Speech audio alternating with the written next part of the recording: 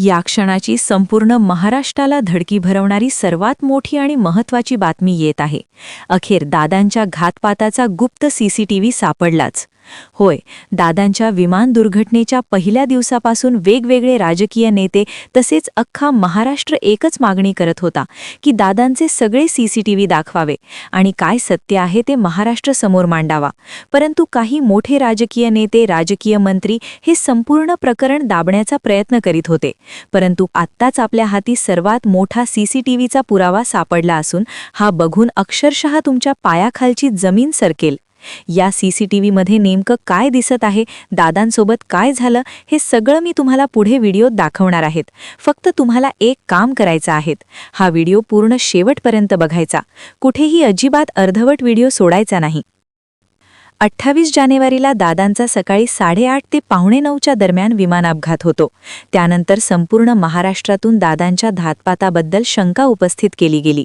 प्रत्येकजण म्हणाला की दादांच्या संदर्भात जी पण माहिती असेल ती सरकारने बाहेर काढावी आणि जनतेसमोर मांडावे. अमोल मिटकरी यांनी पहिल्या दिवसापासून एक मागणी केली होती की दादांचा देवगिरीपासून निघण्याचा ते एअरपोर्टपर्यंतचा दादांचा सीसीटीव्ही दाखवावा. तसंच काही स्थानिक ग्रामस्थांनी विनंती केली होती, परंतु सीसीटीव्ही देण्यास सरळ नकार देण्यात आला होता. महाराष्ट्रातील जनतेला पूर्ण अधिकार आहेत. आपल्या दादांसोबत काय झालं, आपल्या दादांना न्याय मिळावा, शेवटच्या मिनिटांमध्ये शेवटच्या क्षणात काय घडलं हे समजावं. परंतु जनतेपर्यंत खरा सीसीटीव्ही पोहोचत नव्हता. परंतु आत्ताच आपल्या हाती अशी काही गुप्त माहिती लागली आहे आणि अशी काही व्हिडिओ सापडले आहेत. त्यानुसार या संपूर्ण विमान दुर्घटनेत आधी काय झालं होतं याचा उलगाडा झाला आहे. हे मी तुम्हाला सगळं या व्हिडिओत पुढे दाखवणारच आहेत. फक्त तुम्हाला एक काम करायचं आहे, हा व्हिडिओ पूर्ण शेवटपर्यंत बघायचा. कुठेही अजिबात अर्धवट व्हिडिओ सोडायचा नाही. आणि आपल्या दादांसाठी एक व्हिडिओला लगेच लाईक झालाच पाहिजे. आत्ताच व्हिडिओला लाईक करा आणि तुम्हाला काय वाटतं हे लगेच कमेंट झालीच पाहिजे. ज्याप्रमाणे दादांची नेते अमोल मिटकरी यांनी खूप दिवसापासून एक मागणी लावून धरलेली आहेत, ती म्हणजे अजितदादा पवार आदल्या दिवशी मुंबईतील घरातून देवगिरीपासून ते एअरपोर्टपर्यंतचा दादांचा सीसीटीव्ही दाखवावा आणि काय आहेत ते सत्य जनतेसमोर मांडावे. परंतु सीसीटीव्ही काही सापडला नाही. तसेच दादांचा अत्यंत भीषण अपघात झालता, ज्यामध्ये 5 जणांचा मृत्यू झाला. तसेच विमानाचा जो ब्लॅक बॉक्स होता तो सुद्धा सुरक्षितरित्या सापडणे गरजेचे होते, परंतु तो जळाला असल्याची माहिती प्रसार माध्यमांनी दिली. त्यामुळे या संपूर्ण प्रकरणावर अजून दाट संशय निर्माण केला जात आहे. ब्लॅक बॉक्स हा खूप कठीण असतो, त्यामधील सर्व डाटा सुरक्षितरित्या असतो.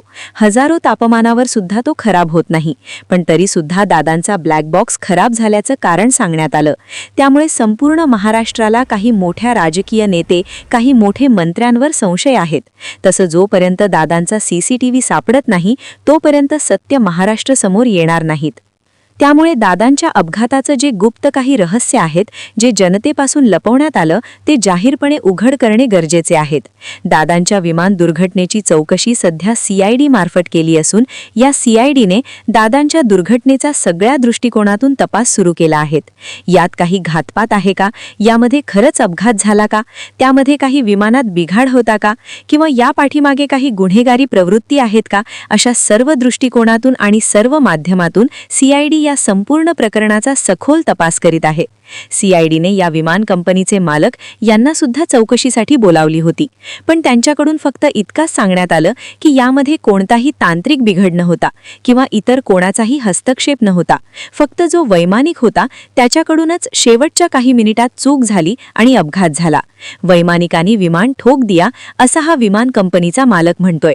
परंतु यावर सुद्धा आता रोहितदादा पवार यांनी प्रश्न उपस्थित केला असून जर आत्तापर्यंत सीसीटीव्ही भेटला नाही किंवा ब्लॅक बॉक्सची गुप्त माहिती बाहेर पडली नाही, मग हा विमान कंपनीचा मालक कशावरून म्हणतोय की यामध्ये सर्व वैमानिकांची चूक आहेत? कारण की नेमकं घडलेलं काय आहे हे अजूनही जनतेसमोर आलेले नाहीत. वेगवेगळे कारण सांगितले जात आहेत. जो मागे अहवाल आला होता त्यात सुद्धा सांगितलं की विमानाने झाडावर धडकलं आणि मग खाली कोसळलं. परंतु घटनास्थळी कोणताही मोठा झाड नाही, छोटी छोटी झाडे आहेत. त्यामुळे सुद्धा या संपूर्ण प्रकरणाचा सखोल तपास होणे गरजेचे आहेत. आणि आत्ताच आपल्या हाती अशी काही गुप्त माहिती हाती लागली असून ती ऐकून अक्षरशः तुम्हाला आश्चर्याचा धक्का बसेल. ही संपूर्ण माहिती आपण तुम्हाला पुढे व्हिडिओमध्ये दाखवणारच आहेत. फक्त व्हिडिओ पूर्ण शेवटपर्यंत बघा. कुठेही अजिबात अर्धवट व्हिडिओ सोडायचा नाही. अलावा आप सवाल निश्चित रूप से खड़े कर रहे हैं प्रफुल्ल पटेल पर भी. क्या संबंध है प्रफुल्ल पटेल के वीएसआर कंपनी से, और क्या इस पूरे कॉन्स्पिरेसी में क्या आप इशारा कर रहे हैं कि उनका हाथ है? नहीं, देखो, अगर आपके पास कुछ इन्फॉर्मेशन है, अगर वीके सिंह के बेटे रोहित सिंह के शादी के लिए आप और आपके बहुत एक पास वाले ओएसडी जो हुआ करते थे शर्मा, वो अगर आप दोनों जाते हो तो वहां पे कौन सा नेता आया, कौन सा बिजनेसमैन आया जो वीके सिंह को बचा सकता है या वीएसआर को आज बचा सकता है, और क्यों बचा रहा है कि वहां पे कोई भी मतलब उनके फैमिली में से वीके सिंह और उसके फैमिली में से कोई भी जेल में वहां पे न जाए. तो अगर आप उस पार्टी में थे कि आपको अंदाजा होगा कौन बचा रहा है, तो तब भी अगर आप बात नहीं कर रहे हो तो फिर आप लॉयल नेता मुझे अजीत दादा के साथ लॉयल हो ऐसे हम कैसे कह सकते हैं.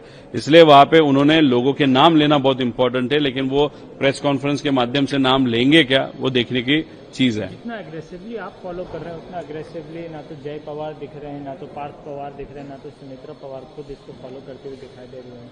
आप बार बार कह रहे हैं कि सीबीआई के पास केस नहीं गया है. सुनेत्रा जी ने गुहार लगाई सीएम के पास, सीएम ने कह दिया कि सीबीआई के पास भेज रहे हैं. तो आप ऐसे क्यों सवाल खड़े कर रहे हैं? नहीं, देखो, हम तो प्रयास कर रहे हैं, वहां पे लोगों से मिलके विनती कर रहे हैं. वो तो सत्ता में है, अगर वो सत्ता में है और उनके पास वाला ब्लड रिलेशन अगर वहां पे गुजर जाता है एक्सीडेंट में, तो वहां पे उनकी तरफ से ज्यादा ताकत लगाना बहुत इंपॉर्टेंट है. लेकिन सत्ता में होने के बाद भी एफआईआर किया नहीं जा रहा, अधिवेशन में बात नहीं हो रही है, उसी के साथ सीबीआई में ये केस वहां पे एक्सेप्ट नहीं किया जा रहा. तो ये सब देखने के बाद वो जो सरकार के माध्यम से इन्वेस्टिगेशन होना चाहिए बहुत स्लो चल रहा है, ऐसे हमको लगता है. मुख्यमंत्री इसमें सीरियस नहीं? जिस तरीके से चीजें हो रही है, एफआईआर लिया नहीं जा रहा, अधिवेशन में बात नहीं हो रही और सीबीआई के पास प्रस्ताव नहीं जा रहा, तो यही कहना पड़ेगा कि लोग मतदार या जो महाराष्ट्र के नागरिक है वो दादा को नहीं भूले, लेकिन नेता दादा को भूल गए, ऐसे हम सबको लगता है. तो सोनिया गांधी जी से या मल्लिकार्जुन खड़गे जी से आपकी क्या कुछ बातचीत? नहीं, जब हम पार्लियामेंट में थे तब बहुत अलग अलग नेता से हम मिल रहे थे, बात कर रहे थे, रिक्वेस्ट कर रहे थे. उसी वक्त खड़गे जी, सोनिया गांधी जी वहां पे कॉरिडोर में वहां पे आई थी और 2 दिन पहले खड़गे जी को मैं मिला था, उनको सब इन्फॉर्मेशन दी थी. उन्होंने बहुत डिटेल में जाके ये विषय को समझा था. तब सोनिया गांधी जी को उन्होंने बताया कि ये बंदा, ये लड़का अपने अंकल के लिए, अपने नेता के लिए बहुत जेन्युइनली वहां पे फाइट कर रहा है. तब सोनिया गांधी जी ने बोला था कि आप लड़ो, हम आपके साथ में हैं, कोई भी प्रॉब्लम आए तो हमारा पूरा पार्टी आपके साथ रहेगा, ऐसा उन्होंने कहा. सवाल ये भी है ना रोहित कि जिस प्रकार से आप प्रयास कर रहे हैं, सवाल खड़े कर रहे हैं, आपने सवाल तो टीडीपी पे भी उपस्थित किया है, एविएशन मिनिस्टर टीडीपी के हैं ना, तो डेफिनेटली देखो ना, अगर वीएसआर का और टीडीपी के नेता का अगर कमर्शियल और पर्सनल रिलेशनशिप वहां पे होगा तो टीडीपी जिस मंत्रालय के प्रमुख है उसके मंत्री जो है वो एआईबी का जो इन्वेस्टिगेशन है उस पर न्याय कैसे देंगे, ऐसा हमारा प्रश्न है. वो तो इस्तीफा देना चाहिए. नहीं, वो तो हमारी पहले से मांग है. अभी सिर्फ पेट्रोल, एलएनजी, ये जो विषय लोगों के लिए बहुत इंपॉर्टेंट है देश में और उसका प्रॉब्लम बहुत बढ़ते जा रहा है, इसलिए अभी जो विरोधी गुट है वो इस विषय को लेके जा रहे हैं. अभी नेक्स्ट वीक में देखते हैं कि किस तरीके से ये सब नेता इस अजीत दादा के विषय को हैंडल करेंगे. Thank you.